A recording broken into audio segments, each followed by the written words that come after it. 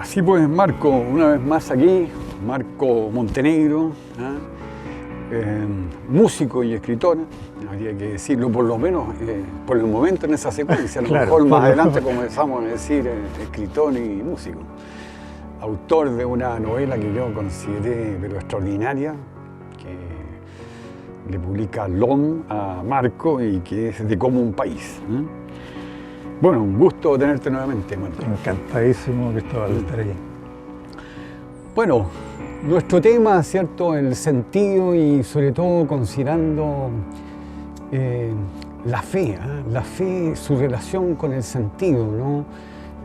Su apelación a un supremo donante de sentido, ¿no? Llamado Dios, ¿no? Y cómo a todo ello le acompaña una certeza absoluta. Entonces, claro, a partir de eso vienen los cuestionamientos también de la razón, ¿no? De hecho, yo diría que el hombre, el ser humano cristiano medieval, ¿no? ¿Te fijas? ¿no? En realidad comienza propiamente a nacer con San Pablo, cuando va a hablarle a los filósofos atenienses, lo cual consta en los Hechos de los Apóstoles, ¿no?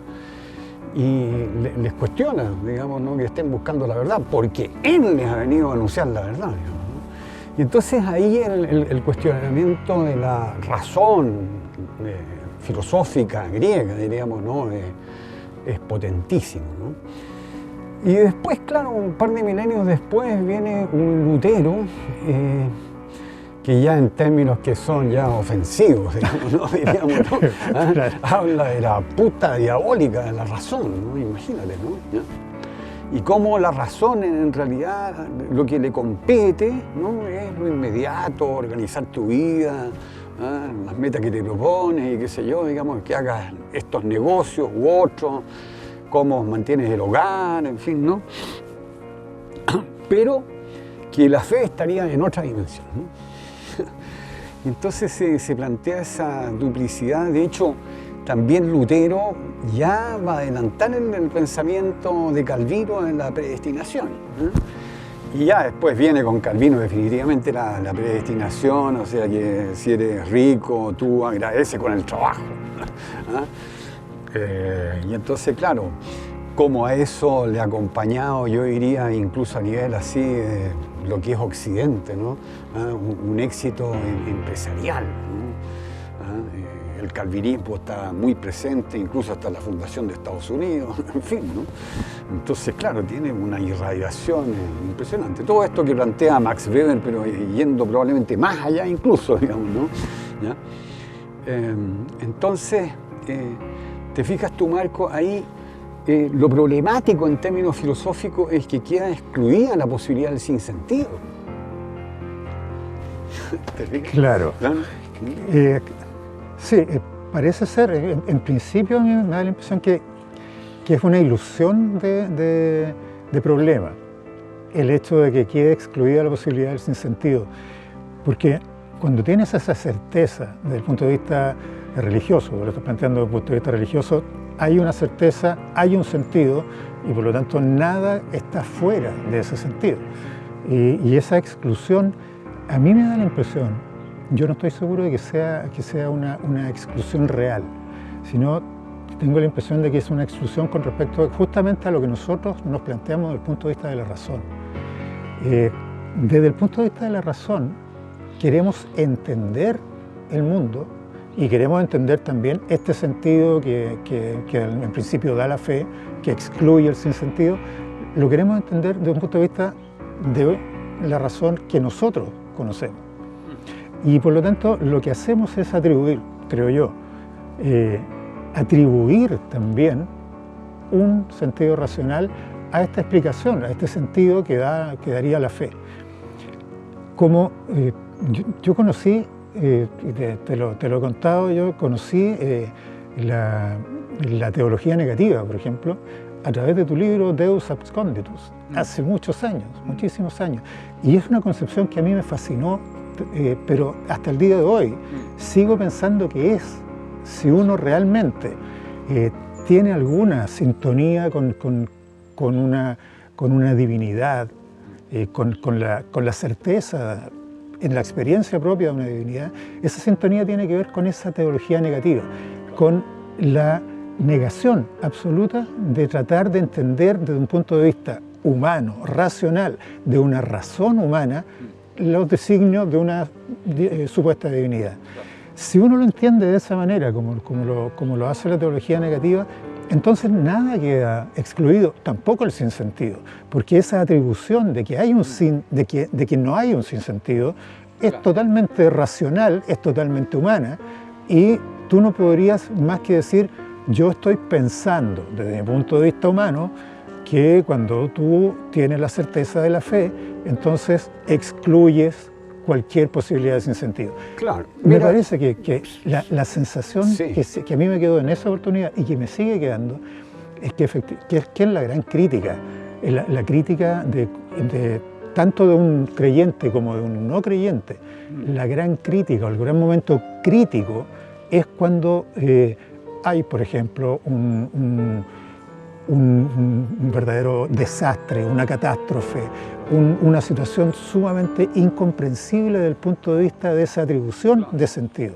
Y tú dices, esto, ¿cómo es posible? ¿Cómo puede una divinidad, si existe, permitir esto? Es el típico argumento, ese argumento está por toda la historia, yo diría que toda la historia de la filosofía, toda la historia de la teología, siempre es el mismo argumento.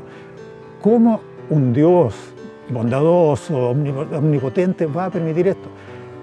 Y la respuesta desde el punto de vista justamente de la teología negativa es, no es esa la pregunta, no es la pregunta. Esa es una pregunta que presupone que la razón divina es exactamente mi razón. Y también tiene que sentido con que estuviéramos hechos a imagen y semejanza y que incluso para muchos está al revés, no nosotros hechos a imagen y semejanza, sino que la divinidad hecha a imagen y semejanza nuestra. Esa es la verdadera prueba. Claro. O sea, ese sentido, excluir el sinsentido, de alguna manera creo que tiene que ver con esa racionalización. Claro. Ahora, igual desde el punto de vista de la razón, claro, diríamos, la razón lógica conceptual, ¿no? ¿Cierto? Que ha dominado, por lo menos la tradición tiende a excluir, digamos, ¿no? Pero la razón no se limita a eso. La razón como la concibe Jaspers, por ejemplo, ¿no? Es absolutamente como lo abierto, ¿no? Y asumiendo también lo que viene de Kant, que tiene un sentido por sobre todo crítico. La razón es crítica, ¿no? Todo lo que tiene que ver al mismo tiempo con la ilustración y aquello, ¿no? Entonces, claro, para esa razón así considero también en términos de la relación que cada vez con el pensar y cómo lo piensas Heidegger, por ejemplo, bueno, por supuesto que tiene cabida la posibilidad del sinsentido, ¿no? Yo lo diría en los siguientes términos, digamos, ¿no? Que esencialmente entre tantas concepciones antropológicas, bueno, esta es muy válida. Somos buscadores de sentido, incluso hasta cuando soñamos, o sea, estamos todo el tiempo. Al día siguiente nos estamos preguntando, ¿cierto?, por qué el sueño que tuvimos, etcétera, ¿no?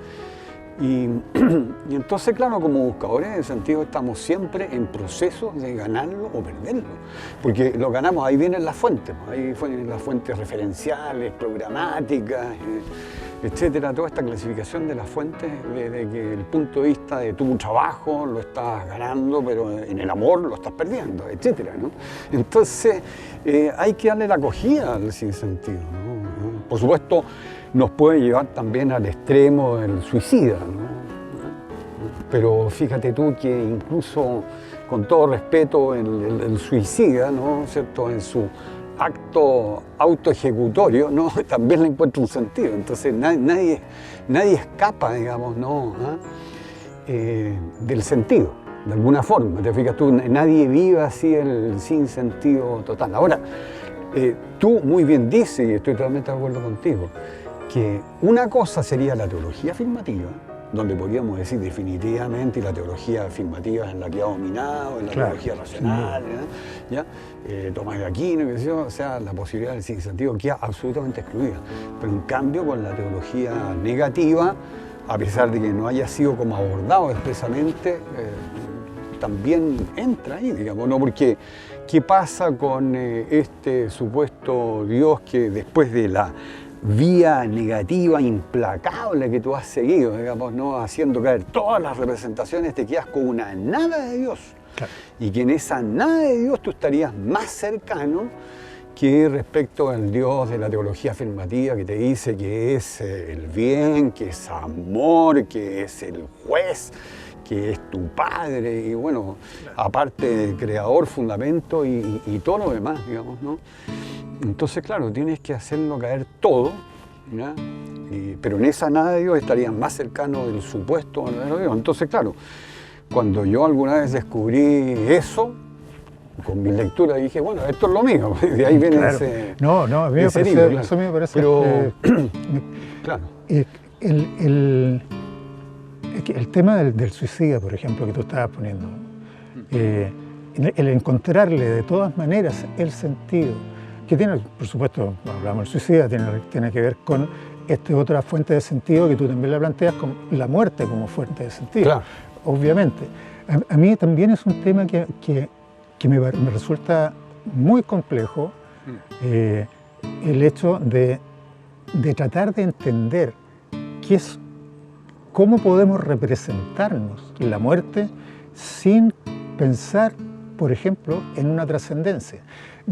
Independiente de juzgar la fe en un más allá, en cómo sea lo que sea, cómo te representas, si es posible, y creo que incluso Heidegger me da la impresión que lo trata por ahí, si es posible representarte a ti mismo como muerto. Es un tema que si yo me planteo, ¿qué sentido tiene mi vida si somos seres para la muerte? Vamos a morir, sabemos que vamos a morir de alguna manera, nos enteramos que vamos a morir, tenemos esa certeza única, probablemente la única certeza, y sin embargo no somos capaces de representarnos muertos. No. Incluso desde un punto de vista del lenguaje, que a mí me ha resultado interesante darle vuelta. En español particularmente, nosotros decimos claramente, esta persona está viva. Yo estoy vivo, me siento vivo. ¿Cómo digo? ¿Qué sentido tiene decir esa persona está muerta? ¿Se puede estar muerto? ¿Es posible estar muerto? ¿O el estar es simplemente...? Porque si yo no pensara que luego de la muerte hay un algo, sea lo que sea, una persistencia, una pervivencia de la conciencia, de lo que sea, no podría de ninguna manera conceptuar ese estado como un estado de ser. Estoy muerto, esa persona está muerta, tú puedo decir, Claro. murió. Esa es una cosa. Esta Claro, persona murió, sí. pero desde el punto de vista del ser, ¿quién puede estar muerto? Sí, sí, bueno, es un problema absolutamente intrincado, digamos, ¿no? Claro, quedó acá, pero bueno, todo eso atañe también a la cuestión representacional, digamos, ¿no? En general, digamos. O sea que la representación siempre es, te fijas tú, bueno, el filtro, ¿cierto? Si todo lo que vemos a través de este prisma representacional, entonces claro, la muerte es un caso extremo, pero fíjate, bueno, respecto de la muerte, ¿no? Sócrates, ¿no es cierto? Mileta Tanatu, la vida como preparación a la muerte, claro. Entonces, esa es una perspectiva, pero en Sócrates, todo esto por supuesto anterior al cristianismo, en Sócrates como en Platón está siempre presente el orfismo. Y el orfismo, la doctrina órfica, digamos, ¿no? Que Platón supuestamente la recepcionó a través de los pitagóricos, ¿no? ¿Ya? Supone una doctrina del juicio final. Entonces, esa preparación para la muerte en función de un juicio final muy distinto al cristiano porque es órfico, Sí. y que se relaciona incluso con reencarnación y demás, ¿no? Pero con Heidegger uno diría, digamos, no, claro, este Sein zum Tode, ¿no? Que incluso tú te referiste a él al pasar, ¿no? Este ser a la muerte, ¿no? ¿Ya? Este ser a la muerte se entiende en un sentido que yo diría viene a ser hasta como muy afín al sentido común. Te fijas tú de que tú vas a morir y tienes que organizar tu vida, prepararla, proyectarla en función de que vas a morir. Entonces, ahí ya no necesitas del juicio final ni de nada, sino que ahora es en términos inmanentistas, por decirlo así. Entonces, bueno, por eso la muerte tiene esta, yo lo vería así, digamos, ¿no? Tiene la impronta, digamos, ¿no? Te fijas tú del memento mori, de recuerda que has de morir, y el melete tanatu, preparación para la muerte y todo lo demás, pero también es lo que barre con todo sentido, digamos, ¿no? Te fijas tú, entonces es como el sinsentido mismo. Se agrega además con la muerte, y esto a propósito de lo que tú decías, ¿no? Se agrega además, digamos, ¿no? De que yo iría, problema de la nada. Problema de la nada, si tú quieres, apoyándote en un pensamiento puramente lógico-conceptual, excluir la nada porque la nada no es y no hay nada más que hablar, digamos, ¿no? Estás tapando el sol con un dedo.